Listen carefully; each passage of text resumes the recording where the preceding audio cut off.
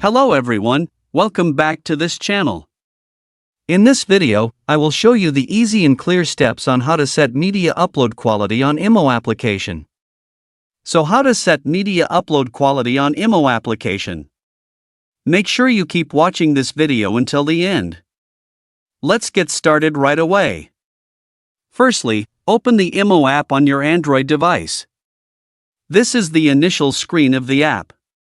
Next, tap the profile icon in the top left of the screen.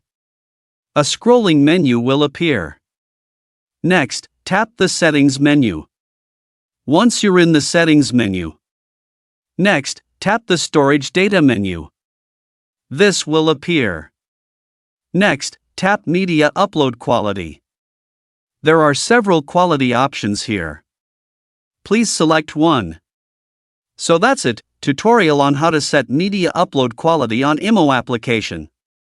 Thank you for watching. I hope this video was helpful. See you in the next video.